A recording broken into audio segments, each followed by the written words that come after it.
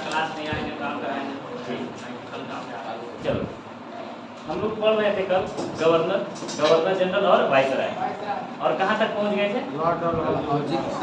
डलहौजी। अब आज स्टार्ट करना था ना। आप लोग हेडिंग दे दिए होंगे लॉर्ड डलहौजी।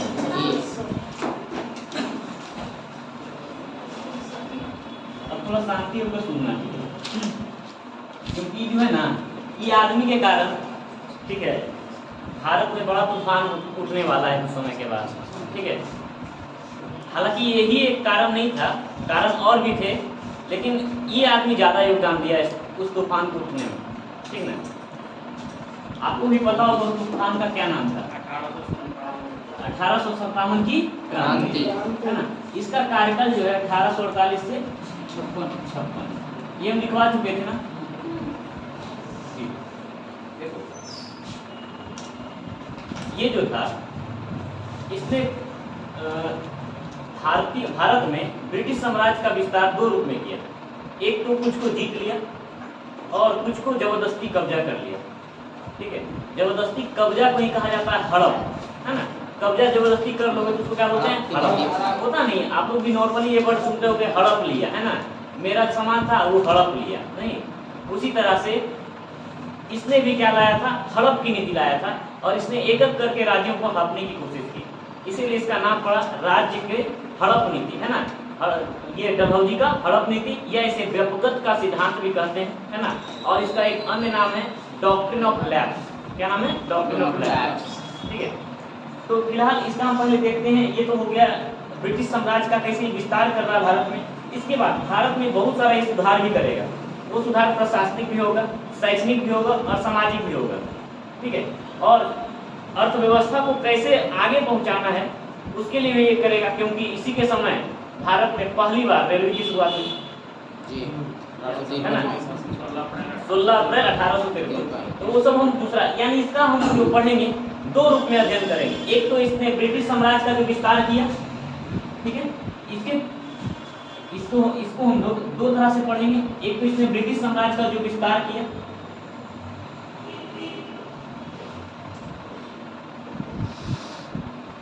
और दूसरा इसका पढ़ेंगे, है ना, विकासात्मक कार्य। इसने भारत में क्या क्या विकास करने का काम किया वो हम पढ़ेंगे। इसी में आएगा हम लोग का जो शिक्षा नीति है, इसी में आएगा हमारा जो ये टेलीग्राफ का जो हम लोग सेवा इसने स्टार्ट किया, वो फिर रेल सेवा है ना। बहुत सारे सेवाओं को इसने क्या किया? स्टार्ट किया, उसको हम लोग इसमें पढ़ेंगे। बाकी अब हम पहला इसका पार्ट हम देखेंगे, इसको हम दो पार्ट में बांट लिए। यहाँ तक किसी को कोई तरह का दिक्कत नहीं है ना। अब देखिए, इस चीज को हम फिर से दो पार्ट में बांटने वाले हैं। ब्रिटिश साम्राज्य का विस्तार इसने दो तरह से किया। एक तो जीत लिया, ठीक है, यानी युद्ध के द्वारा, या इसे कहें विजय द्वारा, और दूसरा है ना राज्य हड़प नीति द्वारा। इसे ही कहते हैं व्यपगत का सिद्धांत।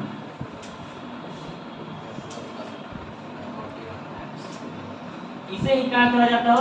Doctrine of lapse. Doctrine of lapse, ठीक है, ये था। तो सबसे पहले हम इसका विजय का देख लेते हैं कि कौन कौन सा विजय किया है। आपको हम बताए थे लॉर्ड हार्डिंग जब यहाँ था। अच्छा, लॉर्ड हार्डिंग का कार्यकाल आपको बताइए तो कल ही पढ़े हो ना? 44 से 48। हाँ, 44 से 48। एक ही को पढ़ाए थे क्या? एक ही को के मुंह से कहाँ निकलता है? यानी रिवीजन नहीं हो रहा। कोई बात नहीं, ये दुख और ये दर्द जो है ना बहुत बाद में छलकेगा यदि तुम नहीं रिवीजन करोगे ना। जब एग्जाम में क्वेश्चन आएगा ना उसके बाद समझ में आएगा, ठीक है, अभी नहीं समझ में आएगा। चलो, तो इसने सबसे पहला इसके समय जो हुआ था द्वितीय आंग्ल और सिख युद्ध। कौन सा युद्ध हुआ था? द्वितीय आंग्ल सिख युद्ध। हम आपको बता चुके, ये विस्तार से हम पढ़ा चुके इस युद्ध को, है ना। लेकिन फिर भी हम इसका कार्यकाल आपको, ये युद्ध कब हुआ था? यह युद्ध कब हुआ था? 48-49। ये 48-49 में हुआ था। वो 49-52 नहीं है, वो दूसरा युद्ध आप बात कर रहे हैं, ठीक है। ये 48 से 49, ठीक है। इसके बाद इसमें हुआ क्या, एक घटना है, सिक्किम की घटना है। एक्चुअली अंग्रेज जो था ना वो ठंडा प्रदेश से बिलोंग करता है और अधिकांश जो अंग्रेज जब आता था तो वो पहाड़ी इलाका में जाना पसंद करता है, क्योंकि पहाड़ी इलाका मैदानी इलाका के अपेक्षा ज़्यादा ठंडा होता है ना, और सुकून वाला वहाँ वातावरण होता है। इसी कारण अधिकांश जो अंग्रेज को देखोगे तो वो अपना कहाँ चाहता था कि पहाड़ी इलाका पर जाए, ठीक है। इसी दौरान दो अंग्रेज जो डॉक्टर था, है ना, वो चला गया, घूमते फिरते चला गया सिक्किम की पहाड़ियों पर, है ना, वो गया घूमने के लिए, लेकिन उसके साथ बदसलूकी कर दिया। वहाँ के लोगों ने क्या कर दिया, बदसलूकी कर दिया। इससे गुस्सा कर इसने क्या किया, 1850 में सिक्किम को क्या कर दिया, भारतीय राज्य में मिला लिया। वहाँ अटैक किया, जीत के उसको क्या कर दिया, सिक्किम राज्य को कहाँ मिला दिया, भारत में मिला दिया। इसके बाद 1852 में इसने एक युद्ध छेड़ दिया और उसका नाम रखा गया द्वितीय आंग्ल बर्मा युद्ध। प्रथम आंग्ल बर्मा युद्ध कब हुआ था, प्रथम आंग्ल बर्मा युद्ध कब हुआ था, 40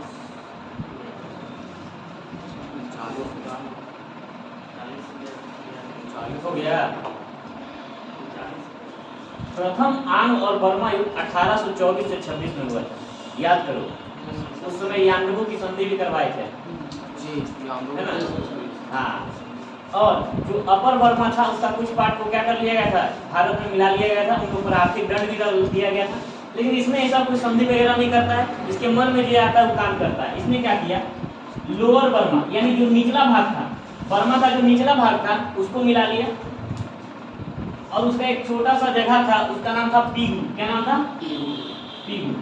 इन दोनों जगह को क्या कर लिया इसने, भारत में मिला लिया, ठीक है। इसका क्या परिणाम हुआ, लोअर बर्मा और पीगू को इसने क्या कर लिया, भारत में मिला लिया, ठीक है। इसके बाद तो ये देखो, ये तीन बात जो है ना आप याद रखना, इसने युद्ध के द्वारा, पहला द्वितीय आंग्ल सिख युद्ध के द्वारा इसने पंजाब को क्या कर दिया, भारत में मिला लिया। यानी पंजाब में ब्रिटिश राज्य जो था, हालांकि भारत नहीं पंजाब था, तुम लोग कहाँ से पंजाब को मिला लिया, हाँ मतलब पंजाब पहले से था भारत में, लेकिन पंजाब पर अब ब्रिटिश हुकूमत काम करने लगी। अब किसका चलने लगा लिखा, ब्रिटिश का, ठीक है। तो ये पंजाब को विलय कर लिया ब्रिटिश राज्य में। इसके बाद सिक्किम को मिला लिया 1850 में, और 1852 में ये कुछ बर्मा का कुछ हिस्सा, लोअर बर्मा और पीगू को इसने क्या कर लिया, मिला लिया। यहाँ तक किसी को कोई दिक्कत नहीं। अब देखो राज्य हड़प की नीति जो है इसको समझना, ठीक है। राज्य हड़प की नीति जो है, इसने तीन तरह के, जो ब्रिटिश साम्राज्य था भारत में जो प्रदेश थे उसको तीन रूप में बांटा, प्रथम श्रेणी, द्वितीय श्रेणी और तृतीय श्रेणी। और उसके आधार पर उसने क्या किया, उनके साथ संधि या समझौता किया, उसको हम लोग वही पढ़ेंगे। तो फिलहाल पहले इसको हम लिखवा देते हैं, उसके बाद इसको विस्तार से पढ़ेंगे, ठीक है। पहले इसको लिख लो, the lord of the video, इसको दो पार्ट में बांटो, जल्दी से दो पार्ट में बांटो। एक लिखो,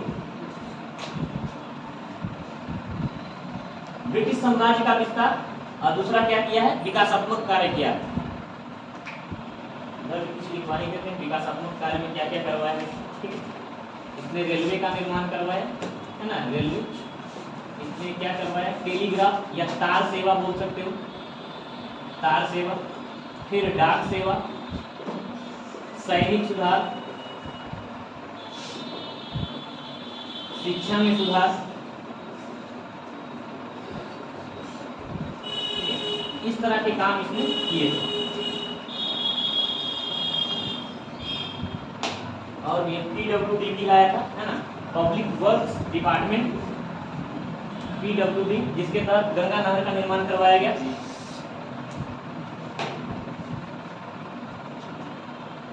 ठीक है, ये दोनों आप लिख लियो ना। चलो इस दो पार्ट में इसको बांटो, विजय द्वारा और राज्य हड़प की नीति।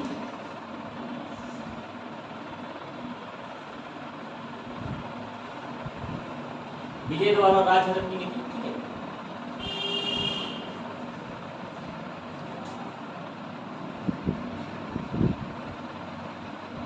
अब इसको थोड़ा सा इस तरफ से करके एक नंबर में लिखो, ठीक है। इसी तरह से करना है ना, बहुत ज्यादा विस्तार में नहीं लिखना है, ठीक है। बस छोटा सा पॉइंट में करके लिखो, क्योंकि हम द्वितीय आंग्ल सिख युद्ध पढ़ चुके हैं, ठीक है ना। इसमें इस तरफ एक नंबर करके लिखो। विजय द्वारा में लिखो 1 नंबर। द्वितीय आंग्ल सिख युद्ध द्वारा, द्वितीय आंग्ल सिख युद्ध, यहाँ कोष्ठ में लिख लेना 4849, ठीक है, 4849। द्वितीय आंग्ल सिख युद्ध द्वारा पंजाब को अंग्रेजी राज में मिला लिया। द्वितीय आंग्ल सिख युद्ध 1848 से 49 के द्वारा पंजाब को अंग्रेजी राज्य में मिला लिया, पंजाब को अंग्रेजी राज्य में मिला लिया। ठीक है, अगला दूसरा पॉइंट लिखिए। अंग्रेज डॉक्टरों के साथ, अंग्रेज डॉक्टरों के साथ सिक्किम के लोगों,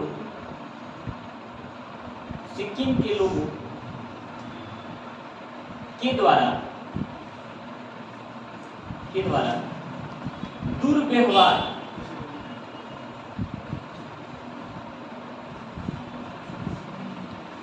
अंग्रेजी डॉक्टरों का है ना, क्या लिखो वाला लाइन को बताओ।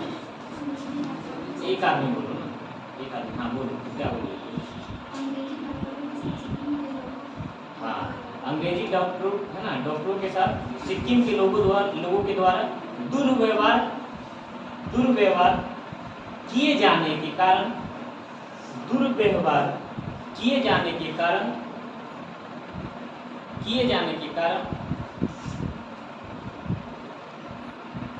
1850 ईस्वी में, 1850 ईस्वी में,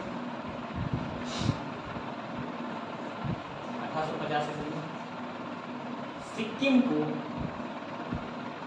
को भारत में मिला लिया गया।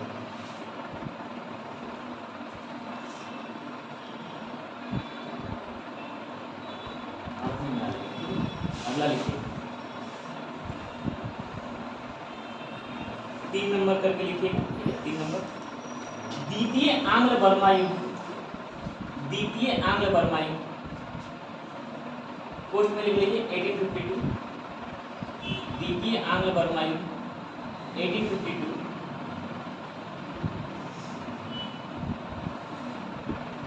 के द्वारा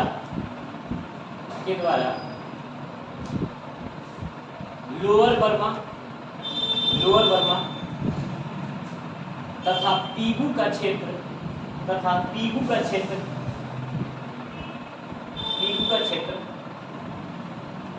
ब्रिटिश साम्राज्य में मिला लिया गया, ब्रिटिश साम्राज्य में मिला लिया गया।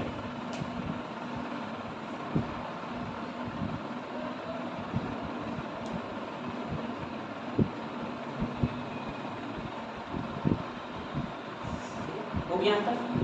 अब देखिए हम थोड़ा सा बैक जाते हैं, ठीक ना। आप लोग जो युद्ध ही वाला है ना, ध्यान में नहीं आ रहा है आप लोग को। पहला देखिए, आंग्ल और नेपाल का युद्ध हम आपको बताए थे, कब हुआ था प्रथम आंग्ल और नेपाल युद्ध? 1814 से 16, 1816 में हुआ था ना, सुगौली की संधि, है ना, वो हुआ था।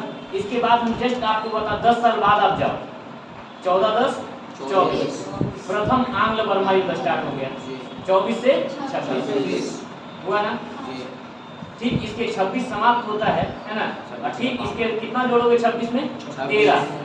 13 वर्ष जोड़ोगे तो आ जाएगा 1839 और प्रथम आंग्ल अफगान युद्ध हो जाएगा 1840 से 42।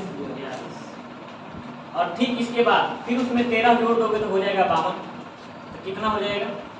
वो हो जाएगा कौन सा युद्ध? द्वितीय आंग्ल बर्मा युद्ध हो जाएगा, द्वितीय आंग्ल बर्मा युद्ध। ठीक है ना। एक के साथ क्रम याद हो जाएगा, चारों युद्ध याद हो जाएगा आपको। पहले में 10 वर्ष जोड़ोगे तो निकल जाएगा, अगले में जब समाप्त होगा तो उसमें जोड़ दोगे, है ना। ऐसे भी तो उसमें भी 42 में जोड़ोगे तो भी 10 52 आ जाएगा, है ना। खाली बीच वाला में ध्यान में रखना है कितना जोड़ना है। ठीक है, चलो तो इस तरह से हम आपको बता चुके हैं। ठीक है, अब उसको जाके रिकॉल करना, कहाँ गया यही मिटाने वाला था, किसी का छूट गया स्वेटर है।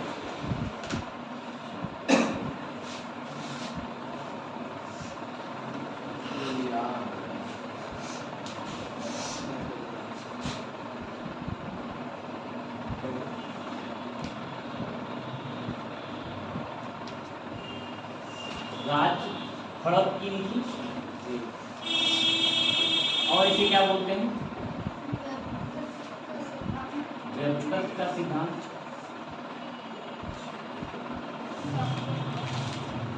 और इंग्लिश वाला तो आप लोग को बता ही दी, इंग्लिश वाला लिख लेना, डॉक्ट्रिन ऑफ लैप्स। देखो समझो इसको, हम बताए जब यह नीति बना रहा था डलहौजी, इसने भारतीय राज्य था उसको 3 भाग में बांटा। कितने भाग में बांटा? 3 भाग में, 3 श्रेणी में इसने बांट दिया। प्रथम श्रेणी, द्वितीय श्रेणी और तृतीय श्रेणी। यहाँ तक किसी को दिक्कत है इसको समझने में, है ना? हाँ, आगे कौन है? डलहौजी। कौन है? डलहौजी।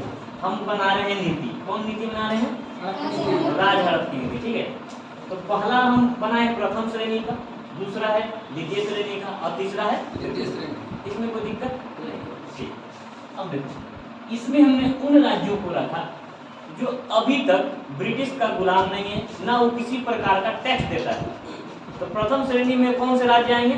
जो ब्रिटिश का गुलाम नहीं है ना, नो, और ना ही ब्रिटिश को टैक्स देता है, यानी उसका दोस्त होगा, उसका उससे अच्छा संबंध रखा होगा, या तो बहुत मजबूत रहा होगा, कारण कुछ भी हो, लेकिन आपको बस समझना है प्रथम श्रेणी।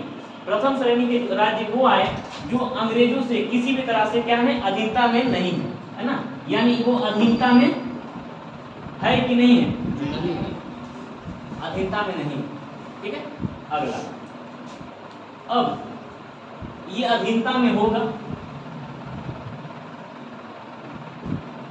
अधीनता में होगा, लेकिन अधीनता में रहने से पूर्व जो है, अधीनता में आने से पूर्व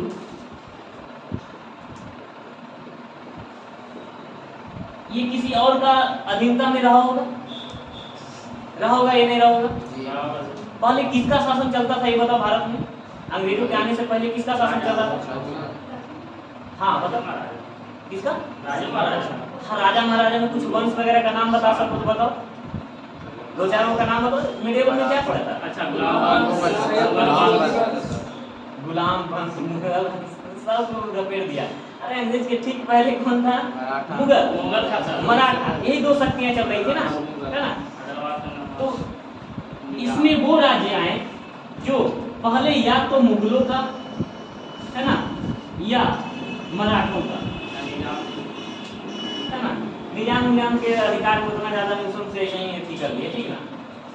अधीनता में आने से पूर्व या तो मुगलों या तो मराठों या किसी भी रियासत के क्या थे, वो अधीनता में थे। लेकिन अभी वर्तमान समय में वो किसके अधीनता में है? अंग्रेजों के अधीनता में है, अंग्रेजों को टैक्स देते हैं। एक तीसरा प्रकार का हुआ ना, जो क्या हुआ ना, कुछ समझौता करके अंग्रेज बोला कि ठीक है तुमको हम अधिकार देते, तुम एक अलग स्वतंत्र राज्य रहना, लेकिन हमको टैक्स देते रहना, और जब मन करेगा तब तुमको पूछ देंगे, ठीक ना? समझ लो ना, बात समझ में आया? मतलब इसको कहते हैं प्रस्ताव के द्वारा। क्या बोलते हैं? प्रस्ताव। यानी पूरा तरह से इस पर क्या चलेगा, किसका शासन चलेगा? अंग्रेजों का, है ना? इसको जैसे भी पूछताछ के कैसे करके इसको बना दिया, ठीक है, दे दिया, एक्सेप्ट करवा दिया। तो ये 3 तरह का हुआ। अच्छा, तीनों समझने में आपको कोई तरह का परेशानी नहीं? फिर से हम एक बार चलते हैं, परेशानी नहीं बोल रहा है ना, लेकिन हमको पता है कि कहाँ किसको परेशान है, ठीक है, लेकिन हम फिर एक बार चलते हैं। इसमें क्या होगा, किसी भी प्रकार से भिन्न है, ना तो टैक्स देता है, ना तो उसका वर्चस्व चल रहा है, ठीक है, ये हो गया।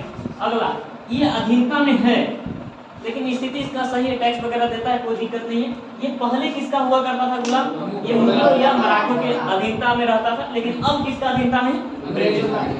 और ये वर्तमान में बेचारी कहीं नहीं था, लेकिन अभी अस्तित्व में है, फिलहाल अस्तित्व में है, वो अंग्रेजों की दया पर, ठीक है। ऐसे लोग, तो ये 3 तरह का श्रेणी उसने बनाया, ठीक है, ताकि इन लोग को तो हम ऐसे ही देख लेंगे, ठीक ना, इन लोग को हम निपटा देंगे, कोई दिक्कत नहीं होगा, कहानी कुछ होगा। देखो बात यहाँ पर क्या है ना, अब हड़पने का बात कहाँ से आ गया? ये तो राज्य बना रहा है, तो पागल हो गया डलहौजी, नहीं ये राज्य बांट रहा है, कभी इधर का 3 तरह का राज्य बना दिया, काहे लगी बना रहा है? ये देख रहा है कहाँ हम आसानी से क्या करेंगे, किसको मुगल ये अपना ब्रिटिश में मिला लेंगे, किसको हम आसानी से क्या कर सकते हैं, ब्रिटिश साम्राज्य में मिला सकते हैं। तो जितना जितना कमजोर कम था सबको इसमें डाल दिया, जितना कमजोर आदमी था सबको इसमें, मजबूत आदमी कुछ इसमें, और सबसे ज्यादा मजबूत आदमी इसमें।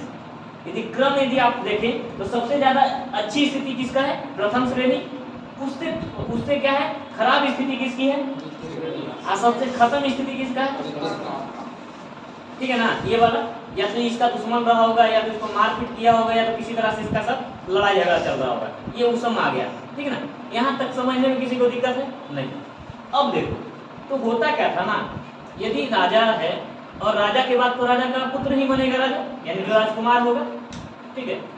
लेकिन होता क्या था, कभी कभी ऐसी घटनाएं हो जाती थी कि राजा बिना संतान का मर जाए, है ना, अचानक उसकी मृत्यु हो जाए, या राजा का कोई संतान नहीं हो जो क्या उसका उत्तराधिकारी बनने लायक हो, तो परिवार में से ही किसी को क्या ले लिया जाता है, गोद ले लिया जाता है। क्या हो जाता है, गोद ले लिया जाता है, और उसको बना दिया जाता है क्या, राजा बनाया जाता है। लेकिन अंग्रेज को ये बहाना मिल गया कि ना ई प्रथा रहा तो क्या करेंगे, हम कम विस्तार कर पाएंगे अपने अंग्रेजी राज्य का, इसलिए क्या करते हैं कि गोद लेने का प्रथा को हटाते हैं और इस पर कुछ कड़ा नियम बनाते हैं, ठीक है। तो इसने क्या किया, अब गोद लेने वाला बात आ गया, क्योंकि इसको क्या करना था, अंग्रेजी राज का विस्तार। मुख्य कारण क्या है, मुख्य उद्देश्य अंग्रेजी राज का विस्तार। अब इस पर किसी तरह का जब अधीनता है ही नहीं है, इस पर पावर चलेगा इसका नहीं, यानी इसको कोई दिक्कत नहीं, गोद लेने का ये क्या है, इस पर छूट है, आप ले सकते हैं, कोई तरह का प्रतिबंध नहीं है, आपका मन है आप लीजिए, ना लीजिए, हमको कोई दिक्कत नहीं है, आप ले सकते हैं। इसमें क्या किया, बोला गोद लीजिए, और जहां तक संभव होगा आपको हम मदद करेंगे गोद लेने में, कोई यकीन नहीं है, लेकिन जब तक मेरी अनुमति नहीं होगी तब तक हम गोद लेने नहीं देंगे। बात समझ में आया? कहने का मतलब इसका है कि आप गोद लीजिएगा, लेकिन मेरा मन नहीं चलेगा, हम बोल दिए ना तो ना, मेरा मन है कभी मूड ठीक हुआ तो बोल देंगे ठीक ले लीजिए, तो ले लीजिएगा, मूड मेरा खराब रहेगा तो बोल देंगे नहीं तो नहीं हो जाएगा। मतलब ये हाना की स्थिति में, यानी सहमति होना चाहिए अंग्रेजों का, या अनुमति मिलना चाहिए अंग्रेजों का, तब ही ले पाएगा। यानी सबसे पावरफुल इसमें भी यही रह गया, उसके बाद बेचारा को कम अधिकार इसको दिया गया। अब बताओ इसको क्या अधिकार देगा, इसको कहेगा एकदम नहीं लेने देंगे, क्या बोलेगा, गोद एकदम नहीं लेना है ना, गोद एकदम नहीं लेने देंगे, क्लियर है। तो आपको ये राजनीति समझ में आए, इसका नीति बनाया हुआ। अब देखो हम डलहौजी थे, आपको नीति समझा दी, आपको समझ में आ गया, ठीक है। अभी फिलहाल अभी डलहौजी का आत्मा हम में है, ठीक है, हम आपको समझा दिए, ठीक है। अब तुरंत निकल जाएगा वो, कहे कि इस डलहौजी समाप्त होगा खत्म, इसके बाद हम निर्माण में आ जाएंगे, क्योंकि अब अच्छा भी बनेगा ना डलहौजी, क्योंकि इसमें भी क्या है, खराब आदमी विस्तार चाह रहा है, ठीक है, दूसरा को मार काट कर रहा है, ठीक ना। तो ये तीनों जो बात है, अच्छा अभी भी किसी को लग रहा है कि सर हम डाउट में है, पूछ सकता है, कोई डाउट में नहीं, अरे इतना सब बताइए क्या डाउट रहेगा, ठीक ही नहीं, चलो ठीक है, लिख राजहर की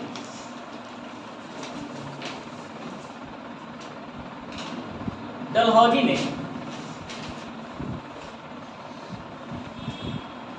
ने ब्रिटिश साम्राज्य के विस्तार हेतु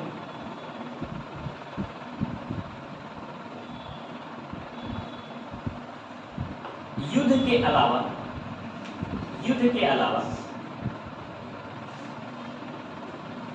राज्य हड़प की नीति अपनाई। अब देखो हर जगह नाम 3-4 को लिखना सही नहीं है, ठीक ना, आपको समझाना था कि वही वाला चीज है, ठीक है, समझ रहे हो ना, बस ठीक है। आगे राजहड़प की नीति अपनाई, इसके अंतर्गत, या ऐसे लिखो इस नीति के अंतर्गत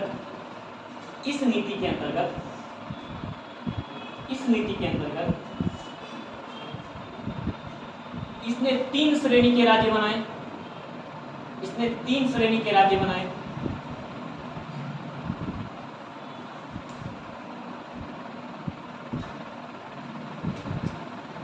अब ऐसे ही दो है ना, ऐसे ही वो लाइन खींचो, प्रथम श्रेणी, यहाँ हम एक लिखे हैं ना, लेकिन आप लिखोगे प्रथम श्रेणी, ठीक है, आप पूरे वर्ड में लिखोगे इसको प्रथम श्रेणी, ठीक है, प्रथम श्रेणी, थोड़ा सा स्पेस दे देना, लिखना द्वितीय श्रेणी, फिर थोड़ा सा स्पेस देके, ठीक है, तृतीय श्रेणी, ठीक है, अब लंबा थोड़ा गैप छोड़ना, अच्छा, ठीक ना, ताकि उसी में हम लिखवा सके उस चीज को, ठीक है,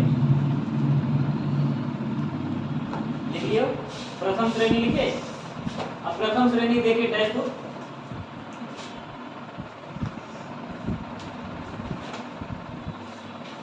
अब लिखो इस श्रेणी में आने वाले राज्य प्रथम श्रेणी में। इस श्रेणी में आने वाले राज्य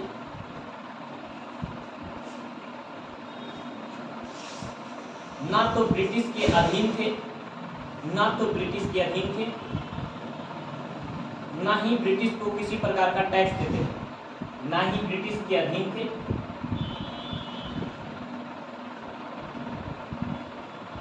और ना ही ब्रिटिश को किसी प्रकार का टैक्स देते थे।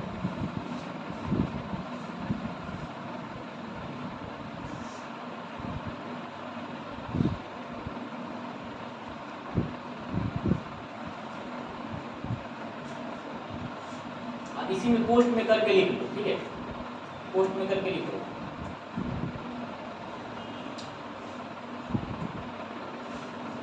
इन राज्यों को उत्तराधिकारी है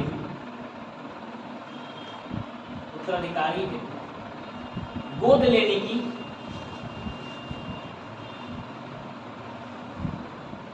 स्वतंत्रता थी, गोद लेने की स्वतंत्रता थी।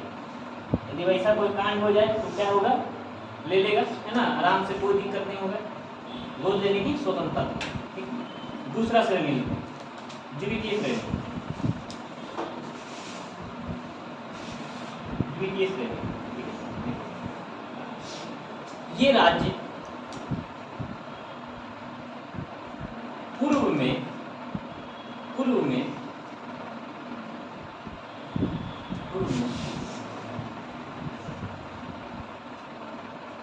मुगलों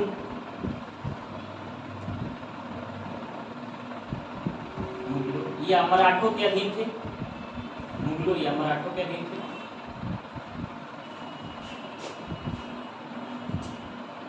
किंतु वर्तमान समय में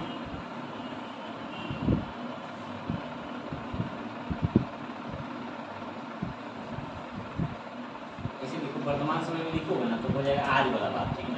ऐसे लिखो तत्काल समय है ना, तत्कालिक समय में, क्योंकि उस समय जो तत्कालिक घटना थी ना, तत्कालिक समय में, वर्तमान को काट दो, लिख लो तत्कालिक समय में ब्रिटिश के अधीन थे, ब्रिटिश के अधीन थे, ब्रिटिश के अधीन, ब्रिटिश के अधीन थे। अब कोर्ट में क्या लिखोगे, इन्हें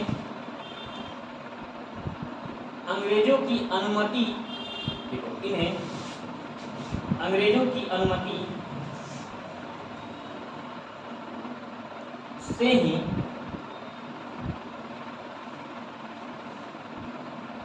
गोद लेना निश्चित हुआ।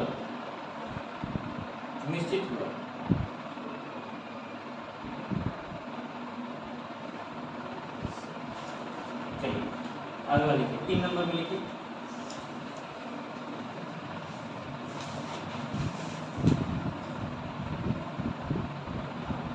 ये राज्य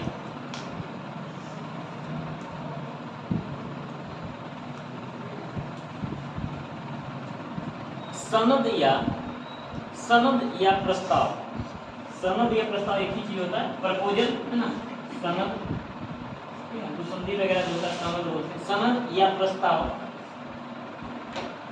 से निर्मित थे, सनद या प्रस्ताव से निर्मित थे, सनद या प्रस्ताव से निर्मित थे, सनद या प्रस्ताव से निर्मित थे, ठीक है। पोस्ट में लिखो, इन्हें उत्तराधिकारी के लिए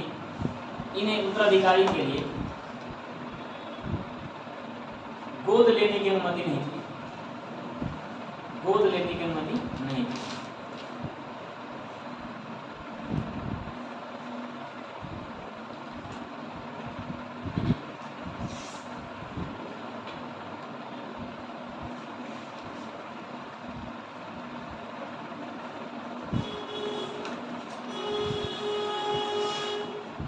हो गया क्लियर। अब देखो, ये तो हो गया, आप समझ गए इस चीज को। अब कुछ राज्य जो इसमें हड़प लिए, राज्य हड़प के तहत, ठीक है, उनके नाम और उनके वर्ष को आपको याद रखना, ठीक है ना। आपको याद रखना है, उनके नाम और वर्ष को याद रखना, ठीक है, इनको आप याद रखिएगा। ये हो गया ना। अच्छा, इसको क्या करोगे आप लोग, ड्रॉ कर लोगे, ठीक है ना, तो आ जाएगा वीडियो में आ जाएगा, कर लेना, ठीक है ना, इसे उतार दो।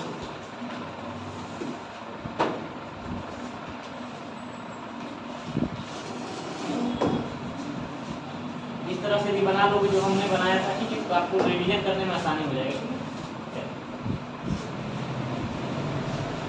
अब हम इधर लिखते हैं, है ना, वर्ष, ठीक है, किस वर्ष में हुआ, ठीक है, और कौन से राज्य थे, ठीक है, जिस पर इसने राज्य बढ़त की नीति लागू कर दी, ठीक है। तो सबसे पहले कब ये आया था, कब आया, आया जब से, तब से सताना शुरू कर दिया, आया जब से क्या किया, सताना शुरू कर दिया, इसीलिए 1848 में पहला क्या हो गया, सतारा, क्या हो गया, है ना, पहली आते के साथ क्या हुआ, सतारा का तारा चला गया, है ना। इसके बाद 1849 में दो करता है, एक है संभलपुर, हाँ लिखते जाओ मेरे साथ, है ना, लिखते जाओ ताकि हम इसको समझा सकें आपको बाद में, ठीक है। संभलपुर और जैतपुर, संभलपुर और जैतपुर। 1850 में बघाट, 1852 में उदयपुर, 1853 में झांसी, पूर्ण रूप से 53 में करता, लेकिन 53 में इसने लागू कर दिया था। 1854 में नागपुर,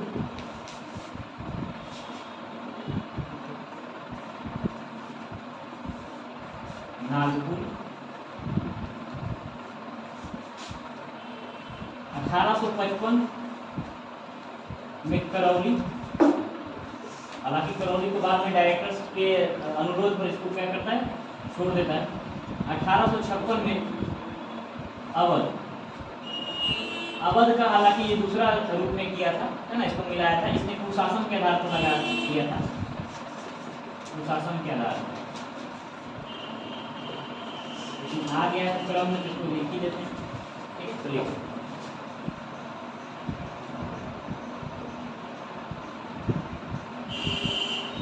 1848 सतारा, 1849 जैतपुर संबलपुर, 1850 बघाट, 1852 उदयपुर, 1853 झांसी, 1854 नागपुर, 1855 करौली और 1856 अवध, ठीक है। याद करो, वेलेजली का सहायक संधि कुछ इसी तरह था, याद कि नहीं था, याद है, सुरक्षा प्रदान करने के लिए कहा था, याद है, हम ये बताओ, जैसे राज्य और वर्ष हम याद करवाते, याद है, के बाद, हाँ, उसके बाद हम पूछेंगे, याद है,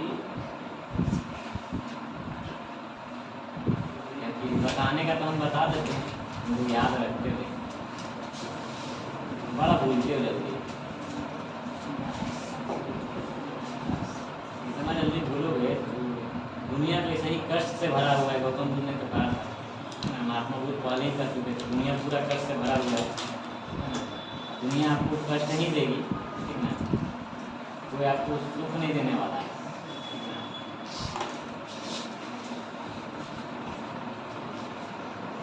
कोई आ जाएगा मलहम लेके लगाने के लिए, ठीक है, ऐसा कोई नहीं है।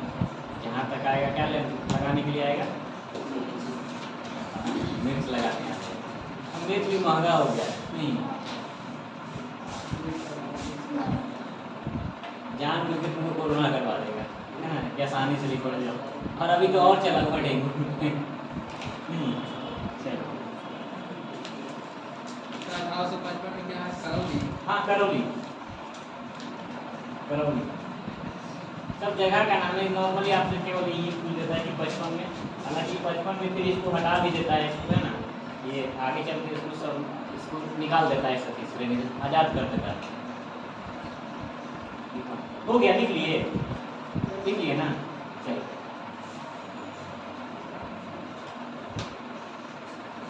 अब देखो, आप लोग बताइएगा, अभी तो चोरी करना अलाउ कर रहे हैं, कोई दिक्कत नहीं, जल्दी जल्दी हम जहाँ तहाँ से पूछेंगे, ठीक ना, इसलिए देखते हैं कितना जल्दी किसका दिमाग कहाँ काम करता है, कितना जल्दी नजर जाता है वहाँ, ठीक है।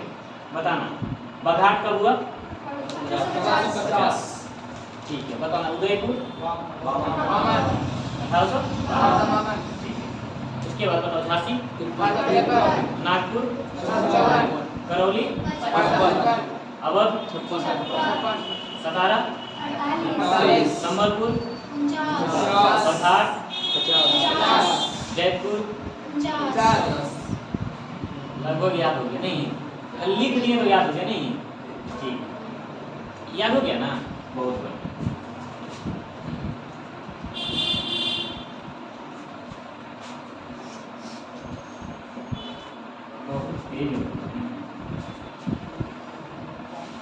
बताना यहाँ क्या था? उदयपुर। उदयपुर, बहुत देख के चोर नहीं है। 49 में संबलपुर और जयपुर। 53 में झांसी। 54 में 48 में 50 में बघाट, 56 में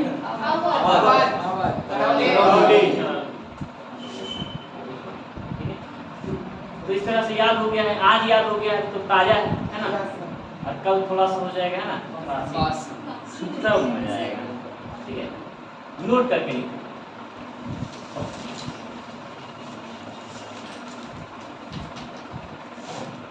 कंपनी के डायरेक्टर के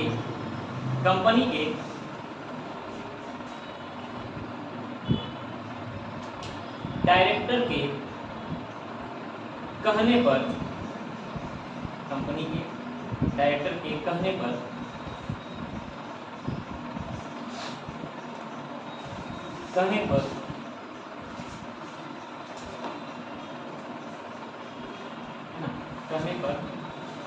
करौली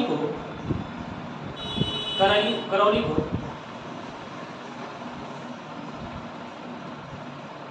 आजाद कर दिया गया, मतलब इससे हटा दिया गया, अपना जो निजी लगाया था इसमें। अगला नोट करो, एक नोट करो पॉइंट जल्दी, क्या लिखोगे? हाँ, अवध को कुशासन के आधार पर, कुशासन है ना, बेहतर वहाँ का नहीं चल रहा था, शासन व्यवस्था या प्रशासन नहीं चल रहा था, अच्छा कुशासन, अवध को कुशासन के आधार पर अंग्रेजी राज में विलय किया गया था,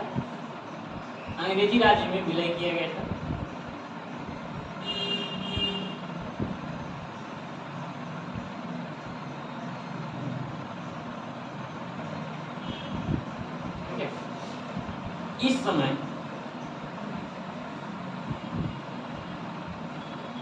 समय अवध का नवाब कौन था बताओ?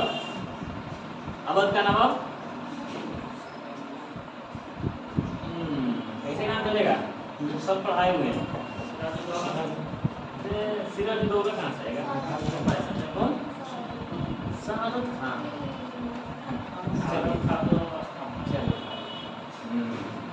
गड़बड़ा आ गया। वाजिद अली शाह कौन था? वाजिद अली शाह। देखो इस समय अवध का नवाब वाजिद अली शाह था। कौन था? वाजिद अली शाह। इतना सवाल पूछते थे मुझसे, कुछ बताता नहीं, अब तू नहीं खाली सवाल पर सवाल ले आता है, ठीक है। ये वाला सर ऐसे था, वो ऐसे हो गया, ये वाला सर ऐसे हो जाता है। जितना पढ़ा रहे हैं उतना मेकअप करो, अगर बाद देखना, ठीक है। चलो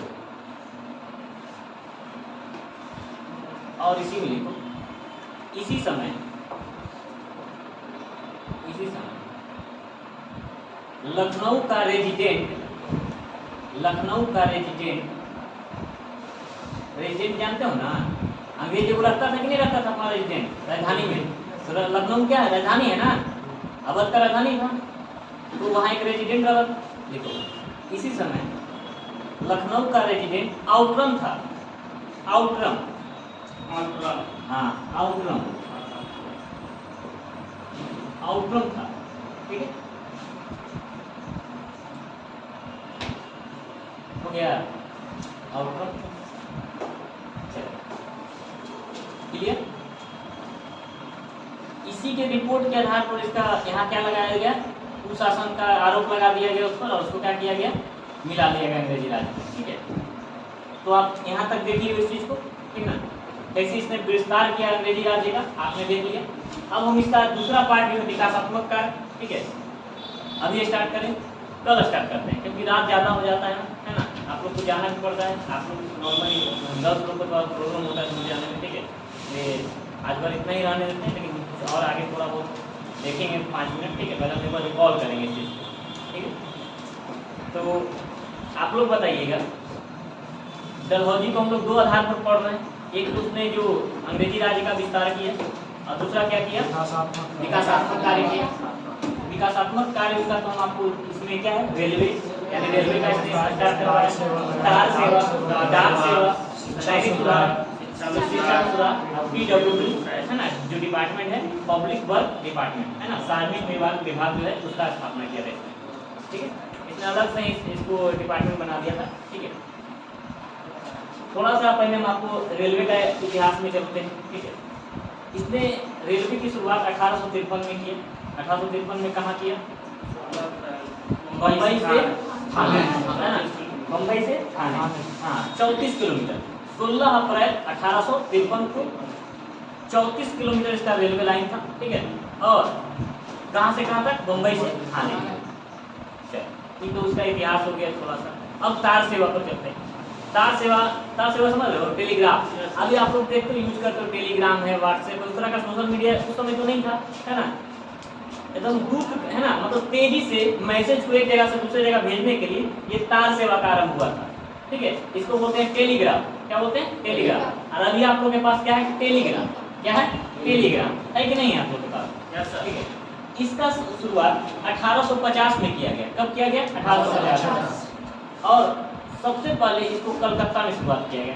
कलकत्ता में ही एक उसके पास ही एक जगह है डायमंड हार्बर, क्या नाम है, डायमंड हार्बर, वहीं कलकत्ता से डायमंड हार्बर में इसकी शुरुआत किया गया। हालांकि इसका फिर विस्तार करके कलकत्ता से आगरा में भी किया गया, कलकत्ता से आगरा, और वो जो किया गया था 1853 में किया गया था, ठीक है। इसके विस्तार के लिए एक व्यक्ति है औधेनेसी, क्या नाम था, औधेनेसी, इसने इसके विस्तार में बहुत महत्वपूर्ण भूमिका निभाया और इसका अध्यक्ष भी इसी को बनाया गया था। तार सेवा जो विभाग है इसका अध्यक्ष को बनाया गया, औधेनेसी को, ठीक है। इसके बाद डाक सेवा, पहले भारत में डाक सेवा जो था बहुत महंगा हुआ करता था, ठीक है। और एक जगह से दूसरी जगह कुछ सामानों को भेजना बहुत ज़्यादा क्या होता था, कठिनाई होता था, हालांकि लेटर वगैरह, चिट्ठी वगैरह भेजना बहुत मुश्किल होता था। लेकिन डलहौजी ने क्या किया, मात्र 2 पैसे में, कितना, 2 पैसा, आज तो कुछ नहीं, 2 पैसा नहीं, हाँ 2 पैसा में भारत में कहीं भी आप भेज सकते हो डाक से, समझ लो ना। इसके पहले क्या था, जितना दूर है उतना पैसा लगेगा, लेकिन इसने क्या किया, कहा कि कोई दिक्कत नहीं, चाहे जितना दूर रहेगा जाएगा, आपका सामान जाएगा, मात्र कितना में, 2 पैसा। अच्छा किया कि नहीं किया, अच्छा किया, हाँ। इसी को वो कहते हैं पोस्ट ऑफिस एक्ट, क्या बोलते हैं, पोस्ट ऑफिस, हाँ पोस्ट ऑफिस एक्ट 1854 के तहत इसने क्या किया, इसमें सुधार करके ये काम किया। इसके बाद सैनिक सुधार, सैनिक सुधारों में इसने क्या किया, तो खाना जो पहले कहाँ हुआ करता था, कहाँ था, कलकत्ता, कलकत्ता है ना, कलकत्ता से कहाँ लेके चला है, दिल्ली ले आएगा नहीं, कलकत्ता से शिमला, ये वो सॉरी सैनिक का मुख्यालय, क्या था, सैनिक का मुख्यालय कलकत्ता से कहाँ लेके चला है, शिमला लेके चला है, कहाँ चला है, शिमला लेके चला है, ठीक है। इसके बाद शिक्षा में सुधार, शिक्षा में सुधार के अंतर्गत इसने क्या किया, उड डिस्पैच को लाया, क्या लाया, उड डिस्पैच, एक आयोग गठन किया जो कि 4 सदस्यों की अध्यक्षता में गठन किया गया 1854 में, जिसे भारत में कहा जाता है पाश्चात्य शिक्षा का, क्या कहा जाता है, मैग्ना कार्टा, है ना, पाश्चात्य शिक्षा का मैग्ना कार्टा। इस पर हम लोग करेंगे। और ये PWD जो है इसके अंतर्गत भारत में बहुत तरह क्या किया गया, निर्माण का कार्य किया गया, सड़क निर्माण है, नहर है, पुल है, बहुत सारे इसका निर्माण किया गया। तो ये हो गया इसका विकासात्मक कार्य। आज इसको समझ लेंगे, कल इसको हम लोग लिख लेंगे और उसके बाद आगे हम लोग पढ़ेंगे। लेकिन इसको आगे बढ़ने से पहले क्योंकि भारत में तूफान आने वाला था, है ना, तो उस तूफान का भी चर्चा करते पढ़ेंगे हम लोग। 1857 की क्रांति, है ना, इसके बाद हम लोग 1857 की क्रांति यहीं पढ़ेंगे, पीछे से जाकर नहीं पढ़ेंगे कि ये वाला बात हुआ, हम यही पढ़ लेंगे इसमें 1857 की क्रांति। जो जैसे जैसे आते जाएगा क्रम से हम उसको निपटाते भी जाएंगे, ठीक है। तो 1857 की क्रांति यही निपटा देंगे ताकि आपको ताजा ताजा पता चले कि कैसे ही अन्याय हुआ भारतीयों पर और कैसे उसने क्या किया, स्टार्ट किया विद्रोह करना, ठीक है। तो आज के लिए इतना ही, हम लोग फिर मिलते हैं कल के क्लास में, ठीक है। धन्यवाद।